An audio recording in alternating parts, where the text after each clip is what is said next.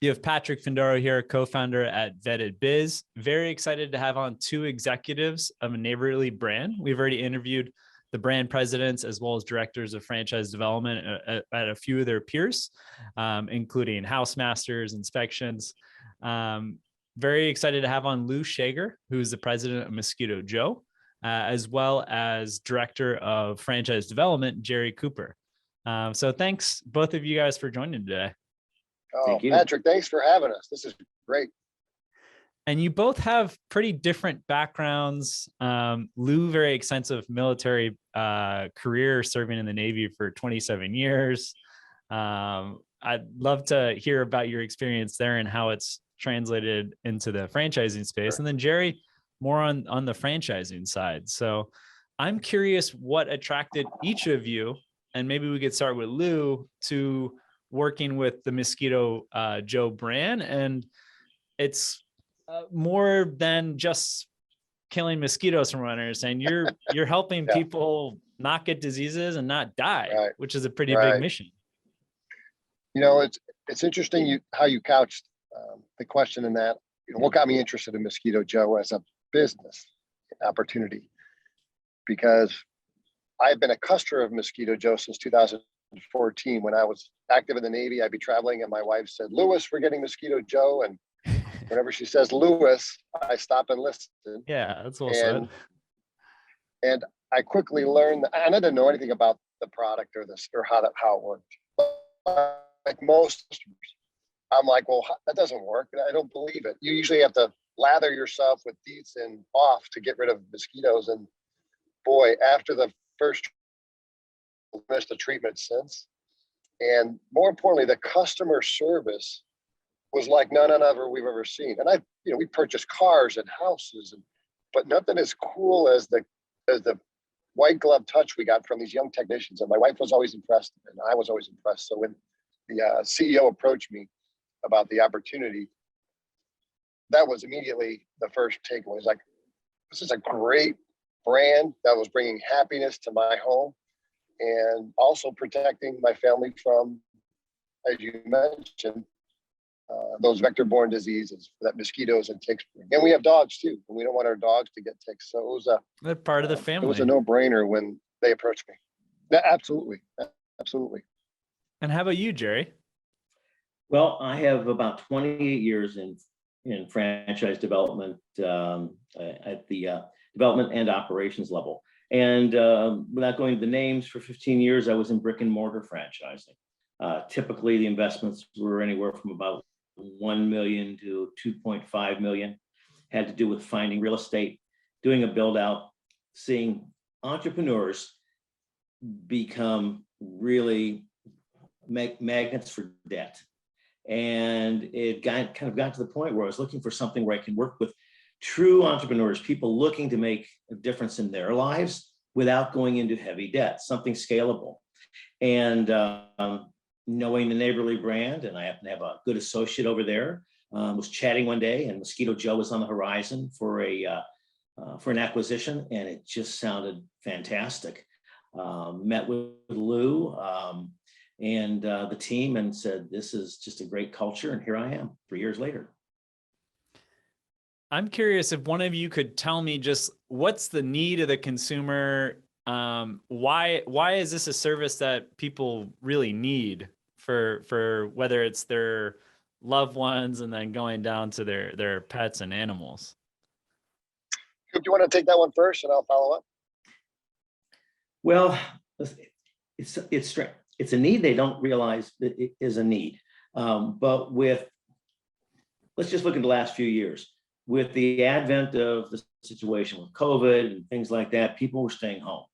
So as you're staying home and you're going out in that backyard, you are getting bit. You are not comfortable, and there's enhancements needed. And then when they find out about us, the great thing is if they try us, they wonder, how could I have lived without it? It enhances the quality of life. It's a great thing to do, and people love us.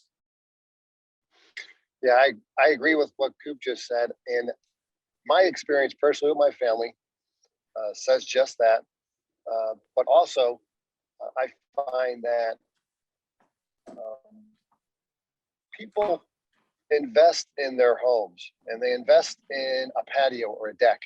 And after that investment is made, sometimes they can't enjoy it because of getting eaten alive, and it's just a different kind of a vibe. But once we introduce the service, most of our customers, we have exceptional customer service satisfaction scores.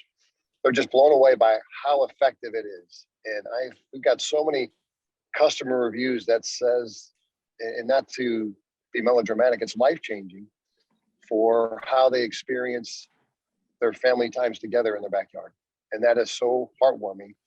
And that's what really drives me. Because you mentioned before, Patrick, early on, we are in the customer service business that happens to provide mosquito and tick control in their backyard. And it's really still a nascent market.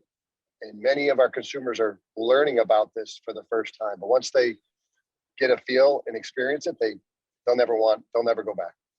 What do you guys do to educate the consumer? Like, I recently had termite issues in my apartment, and from what I understand, termites aren't bringing disease, and yeah, it's something that we want to have resolved, but it's not as urgent as like a tick or a mosquito. Right.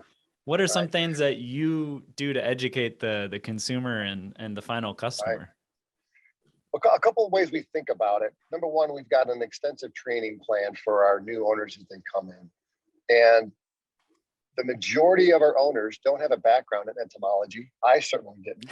But we all have a background in getting eaten alive, which bodes to learning about how the products work and how we think about controlling a mosquito or tick population.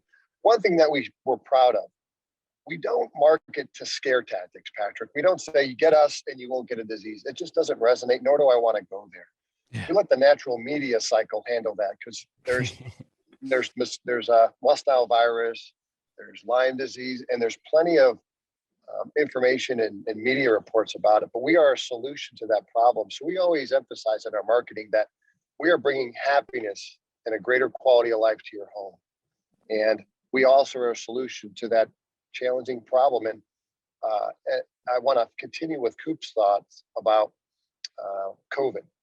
Now, we emphasize there is zero relationship between COVID and the disease that mosquitoes or ticks bring. Zero relationship. However, public health is public health. And people are more in tune of how they can keep their family protected from all these things. And I think last year really demonstrated our customer and consumer psyche saying, we really want to be thoughtful about taking care of our family. And if Mosquito Joe provides an extra layer of peace of mind, we're all in. And as Coop said, a lot of people reimagine their backyard because of COVID. And I think that's continued today. Well, you can like double, triple their addressable living space if Yes. the family can enjoy outside space. That's right. I like to say it's an extension of their living room now, right? It really is. They go out and relax. Especially Virginia Beach area, you have quite a lot of months that it's pleasant to be outside. Yes. Miami, it's, the winters are great, but the summers, you got to wait till the evenings to be outside. Right. And oftentimes, interestingly enough, that's when the mosquitoes are flying in that dusk time. Oh, yeah. Yeah, the perfect time that you want to enjoy it in the summers down here in South Florida. And I understand from listening to your prior interviews that it's a bit more of a seasonal business outside some key areas in the United States. Could you tell me a little bit more about that? Sure. Down in the South, Miami and South Texas, it really is a year-round service. We have some owners in New York, in Buffalo, in Michigan, where I grew up, Chicago, Wisconsin. And the demand is just the same. And how I think about it is our owners that are in the North are doing just as well, because growing up in Chicago, when the weather broke, I wanted to get outside, right? Oh, yeah. And so our consumers recognize that, and they're willing to bring our service in to make sure they can enjoy those finite amount of days, right? They don't have the luxury of having a year-round backyard experience. And so because of that, the seasonality continues to draw consumers, but it also provides a really helpful break in the action for many of our owners that are open and operating for 8 to 10 months. They can take some time off, recharge the batteries. We have many people, after they've been in the system for a while, they're doing very well. They literally they pack up and go. They go to Florida for the month, or they go to Mexico, and it warms my heart to see our owners enjoying the fruits of their labor. If I can touch base on that, what you'll find is, so Florida basically all year.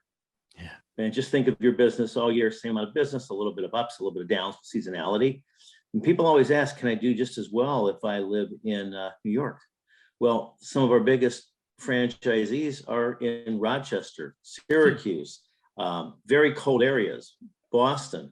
And the reason is, just think of it as an ice cream parlor model almost in the old days. So very busy in the summertime, right? You're always, so think of the baseline business as a camelback.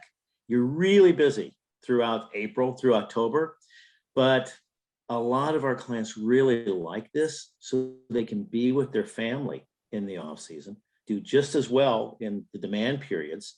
And also we have owners that have other businesses, other neighborly businesses as well. So it lends itself to the multi-brand operations. It's truly amazing. Yeah, I can imagine like, even like if you're an accountant or you have an accounting firm, as the cycles are pretty different, where you're focused on accounting services or tax prep in the winter and then Mosquito Joe's in the summer. Mm-hmm. Precisely. What's like the landscape? Yeah, absolutely. Imagine you compete against like mom and pops guy with a van. And then are there some national players that are also in this space? Yeah. I'll start that, Coop, and then I'll hand it off to you. But I like to break them into 3 buckets. Okay. We have our mom pops, we've got our peer competitors, and then we have our broader industry players. And I love competition. I grew up playing sports, and in my military background, you got to be the best. And I think that competition helps educate the consumer. And then I have a high level of confidence that our owners can demonstrate that they are the preferred choice. And so when I think about the mom paws, that's always going to be in any industry. And especially after a year like COVID, where they realize, oh my goodness, this service is really in demand. Let's get my pickup truck and let's get my stuff and throw it on. And they may lowball in pricing, and that's okay. But I don't think that model's sustainable per se. And if I think about the broader industry players, the Rollins, Orkin, Terminix, I believe all of them are really interested in this market, this niche market. But I have a high level of confidence that our owners have a level of sophistication when it comes to the integrated pest management with respect to mosquitoes, ticks, and fleas that really separates us. And the cycle of our recurring service model really bodes well as a recurring service for our customers. And it's a little bit harder for those broader industry players that have been going to service a customer every 3 months to break into. And then the peer competitors are fantastic. There's a growing number of our peer competitors, and I've talked to many of them, either at trade shows, and it's great, right? And I invite them to collaborate with me and think about how we think about the service lines. But I have a high level of confidence in how well our owners do, how well our marketing is, how professional our team is. And after Coop says a couple words, I'd love to dive into how we think about the professional side of our pest control management. Coop, do you have anything else you want to add to that? Well, you can look at this, and our customer is a single family homeowner. All right. And America is an educated society. If there was never another ad from Mosquito Joe, moms, dads, they understand what's happening about their children, the outside. You don't have to advertise this, that they know. So the nice thing about Mosquito Joe is we're very interactive when people call us and when they talk to us. We invite that. I like to think that we reach them on an intellectual and caring level where it's not price, but it's comfort and assurance of what we're about to do. We just have great relationships. Our owners are fantastic, and that's what they like about it. What's like a profile of some of your strongest franchisees? I imagine they don't come from the pest control industry. Yeah. We like to espouse an acronym and a philosophy that I actually adopted from a very smart person. And we like to bring in people that have PhDs. That means they are passionate They are hungry and they are driven. Great. And those qualities trump all the other qualities that you could ask for. And you're right. We have the vast majority of our owners don't have a background in pest management, are not entomologists for sure. However, they're passionate about customer service. They're passionate and engaged in their business model. And if I look at our 175 plus owners, and I kind of categorize them all, we have doctors, prior military veterans, we have stockbrokers, we have doctors. In my anecdotal review of them in my mind, we have successful owners that cross all those prior walks of life. But what really matters is where they are in life and their passion for customer service, because our business is great because we're seeing our customer at least every 3 weeks.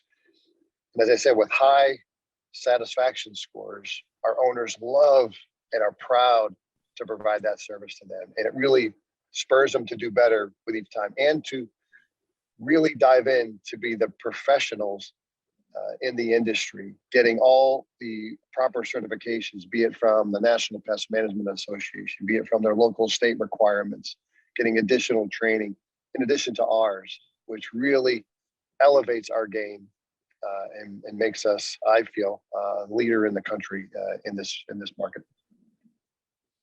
To tag on a little bit about what Lou's saying is that we get exceptional applicants. Exceptional. I mean, we're with, as you know, a subsidiary of Neighborly. We have 19 other brands, and it's well known that Mosquito Joe franchisees have a very high background. They come in with degrees, with great experience, with professional backgrounds. Because if you truly look at franchising, and as they go through our process, you stress three things. And that is, you want to make sure you're getting superior brands, superior marketing, superior support, and superior systems. So no matter what it is, you're not looking for somebody with this background.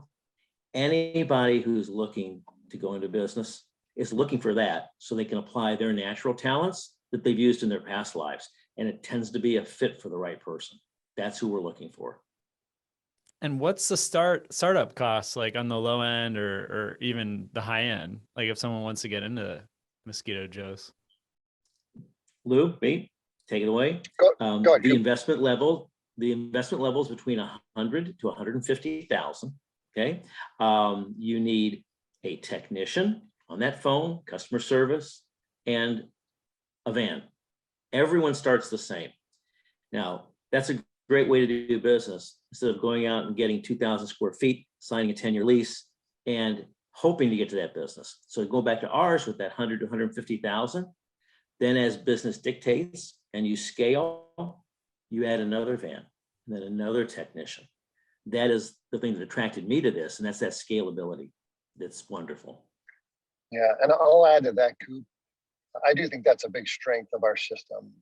I will say the vast majority of our owners began the business at home with the vehicle parked outside their home with either their spouse or their first couple employees working out of their home.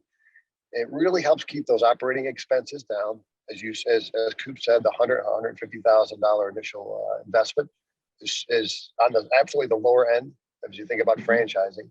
For sure. And as they're ready to scale, they start adding that other vehicle. And when they're ready, and pest control industry writ large is a really nice high gross margin business. It really allows the flexibility and our fast growing business, the scalability for these owners to continue to advance and grow on their terms in a way that they'll move into that office when they truly have perfected the system, and it really goes a long way. And when it's needed. Right. Absolutely. Absolutely. I like what Jerry was saying in terms of like the brick and mortar. And we look at a lot of different businesses at Vetted Biz, fitness brands, food brands. What we've seen is it takes 2 years to pass break even from the time you have the capital ready, find the site, sign the lease, get the permits, open up. It's basically 2 years. If it's going to be in Miami where the permits can take 9 months, 12 months, more time.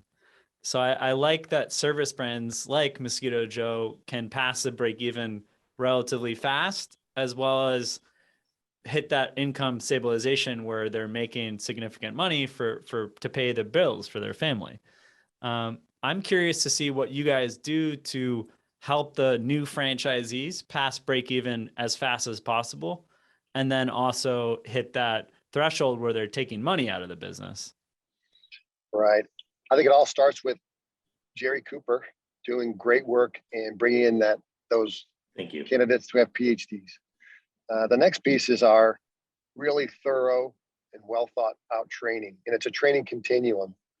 I have to admit that in my prior Navy life, when I was fortunate enough to go through Navy's Top Gun, and what's often lost in that is the flying was amazing, it was rigorous, but the meticulous attention to detail and preparation, what it's all about, and then more importantly, the meticulous debriefs and how you gain good self-analysis of how you performed.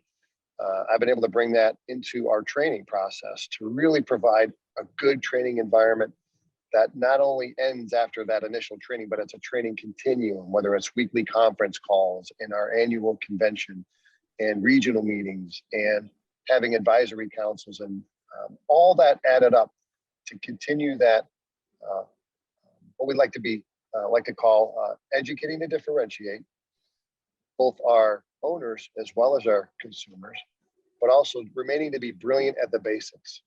Quite often, business owners can overthink things, and our service is pretty straightforward, which we leverage to our benefit. But we never rest on our laurels.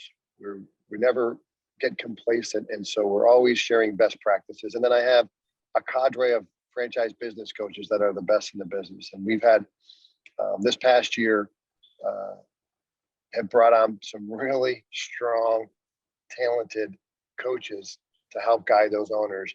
And they are available at the owner's request to help with those nuanced questions or those larger strategic. Can we do the 5-year performa, 10-year performa to see where we think we'll be in 10 years?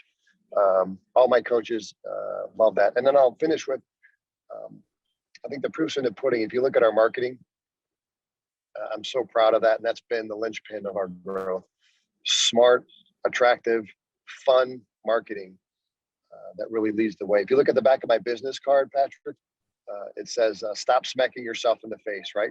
And I think that's how we like to approach our marketing. It's endearing to our customers, but also to kids, right? The truck stands out. I mean, if someone opens up a franchise and they're driving that truck or the technician, the yellow, green, black, I mean, that's right. I'd call you guys up. I hope you would. Thanks. Coop, I don't know if you want to add anything to what I said. Yeah, just beside the fact that you talked about profitability, which we can't really address. Everybody comes in differently, but take that brick and mortar one you were talking about, and you mentioned what the break even is. They're still going to be paying for that building for 10 to 15 years. And I found in my background, they don't truly know what break even is. Okay. We have a high portion of folks that really come in without debt. Think of the investment, 150,000, 100,000. And even if there is debt, it's small debt. And should they be smart and retire that debt, it's different. But keep in mind what we do is perimeter pest control with a backpack, a lot of water, solutions, care. It's an amazing business. So what your break even is going to be, part of what we do is having validation when someone's looking at us. And that's what I like. So when they talk to our franchise owners and we encourage that, they're great. And they talk about the support they get. They'll talk about their real world experience. And I'd have to say that we have a very, very high proportion of people that once they start talking to our owners, they want to be in the club. It's a family, and they're very open and warm, and they even stay as unofficial mentors to them. They're great people. What I've seen, I mean, you have great client testimonies. It's like the whole vertical integration, like everyone's satisfied all the way up. I mean, the end consumer, the franchisee, obviously new franchisees coming in are going to see that you guys have high ratings, and franchisees are happy with the support that Mosquito Joe gives and the larger neighborly brand. right? I'm glad you see that. Thank you. What markets do you see that you guys are excited to grow and place some franchisees in? Yeah. Let me start with this one, Patrick, and then I'll hand over to Coop. But a little bit of history. When we started, we're based out of Virginia Beach, and the initial cadre of ownership came through Maryland, Virginia, North Carolina. And then in 2015 is when Zika hit. So we saw a lot of strong growth down south where you're at. And then when I joined, we made a concerted effort to move up in New England and upper Midwest, because not only mosquitoes, but ticks were a big challenge. But we continued to move out west. I lived in California in my early military days, and in the 90s, I don't remember a lot of mosquitoes bothering me. They are really bad now. And that's not from Lou, that's from customers and our owners out in California saying, we need this service, which we are there to provide it.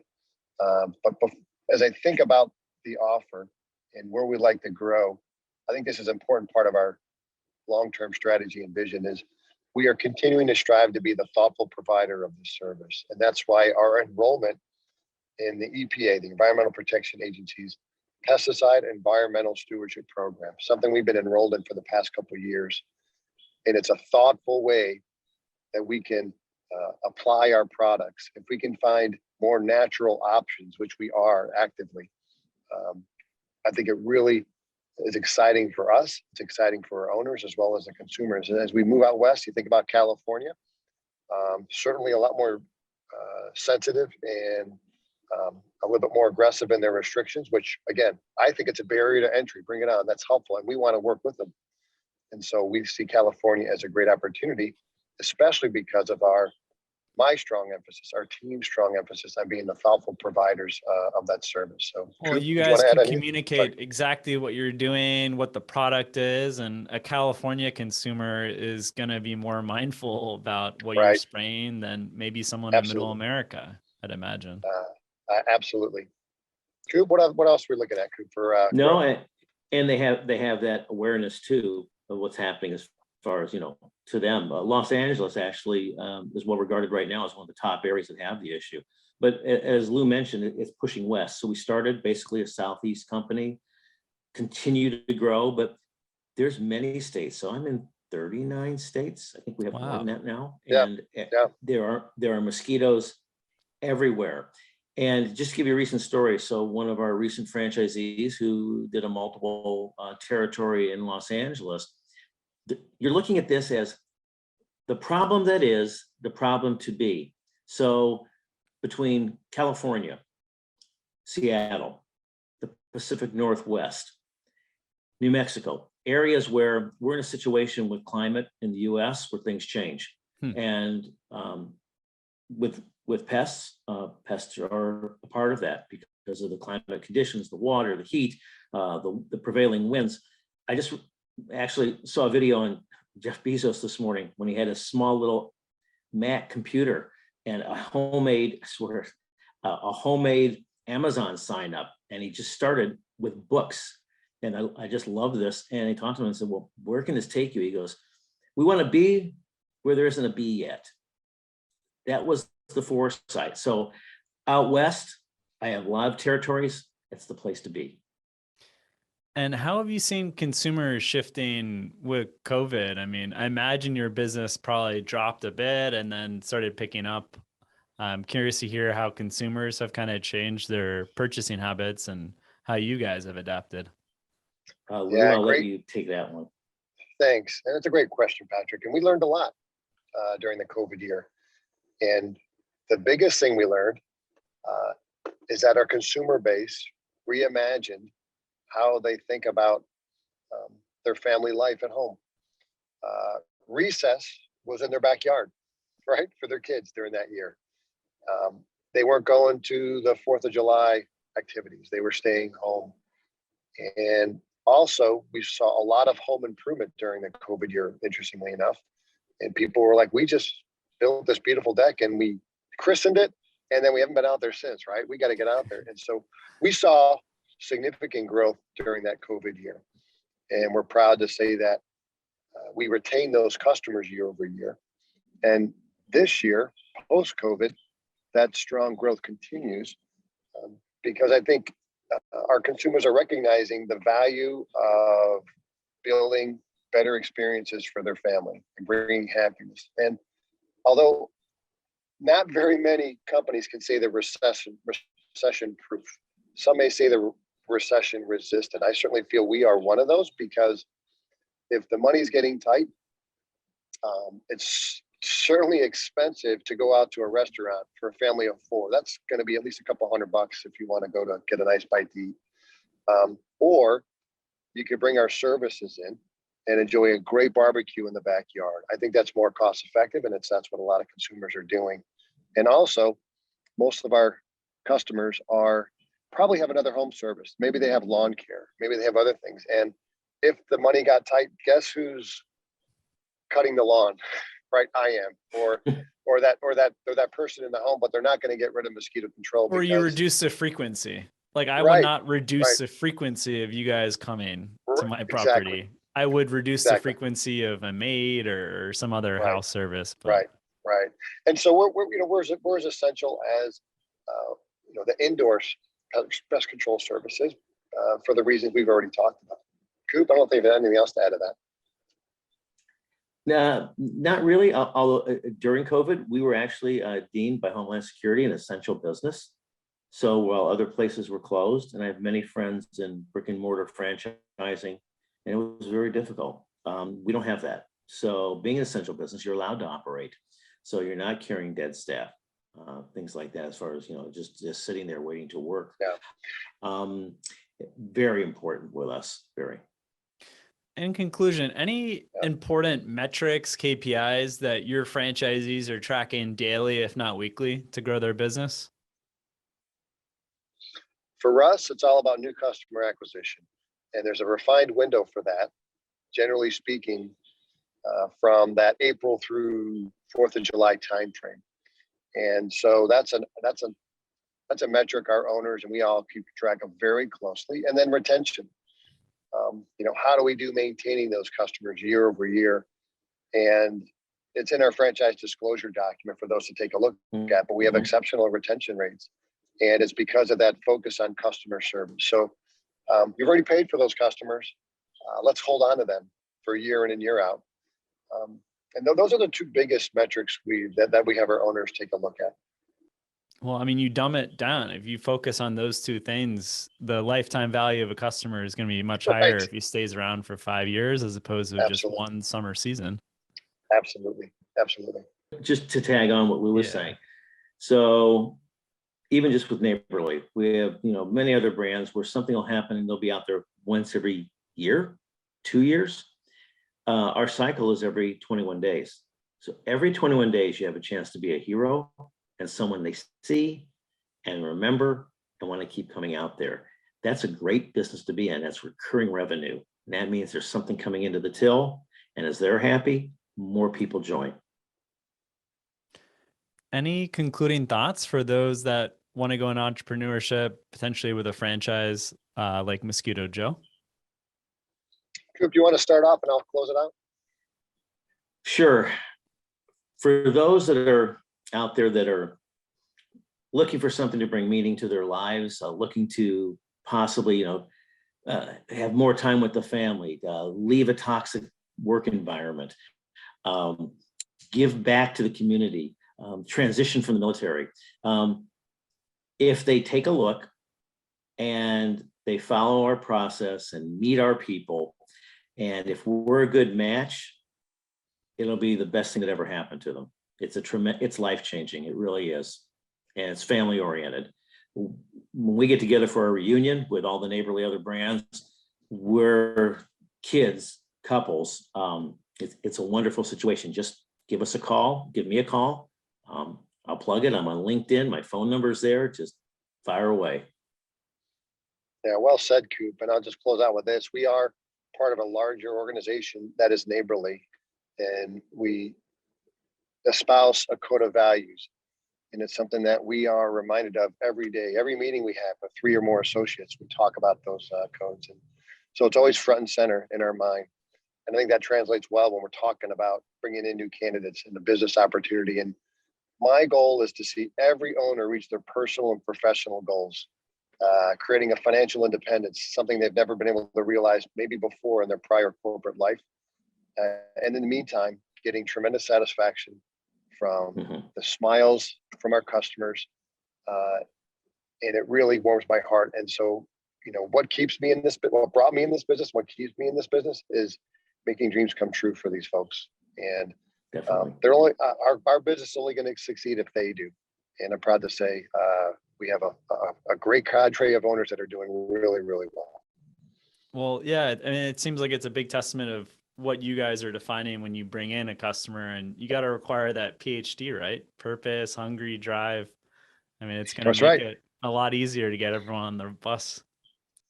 Well, thanks, guys. I'll be sure to leave Mosquito Joe's website, and then I can leave Jerry's contact information in the YouTube details. And if you're listening on podcast, we'll be sure to have those in the show notes.